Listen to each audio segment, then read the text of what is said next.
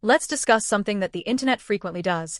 It chooses a woman, loudly labels her, and then keeps repeating that name until people forget that it was ever unfair in the first place. This time, it's 56-year-old Catherine Bell, and some people on the internet are calling her too bold, too much, or worse. I'll explain why that kind of chatter spreads so quickly and why it's actually a sign that Catherine is doing something right, so stay with me until the very end.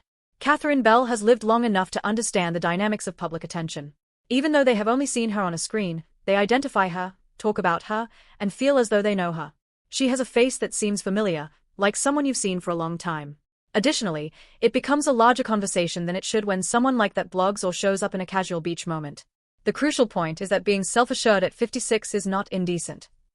It's not incorrect. It's not surprising. It's typical. However, the internet isn't usually typical. It can be strange, unjust, and judgmental, particularly with regard to women. Some people act as though wearing certain clothes or feeling attractive had an age restriction. However, that is fictional. It's not a true rule. That's just people making other people feel uncomfortable. The fact that Catherine's professional image has frequently been associated with strong, stable roles, characters who feel competent, composed, and in control, makes this even more intriguing. People react so strongly when they see her in a different context because of this. It doesn't fit the tiny mental frame they created for her, not because she did anything wrong. They wish for her to remain in one version indefinitely. However, it is not how actual people operate. Individuals develop, evolve, and reveal new aspects of themselves. Let's now discuss why the term indecent is used so frequently. It's often just a weapon. It's a method of embarrassing someone without expressing discomfort. Some people attempt to dominate the other person rather than taking responsibility for their emotions. They pretend that it's about standards, but in reality, it's about judgment. The worst aspect is that because negativity spreads quickly on the internet, that judgment may spread swiftly. However, there's more to it. There are others who find inspiration in a self-assured lady for every offensive remark. They witness a woman in her 50s going about her life, taking pleasure in the present, appearing content, and not expressing regret. That is important, because a lot of people have been taught to blend in, hide, shrink, and remain silent. It can be powerful to witness someone refuse to do that. Additionally, people confuse having a body with trying to shock in these discussions.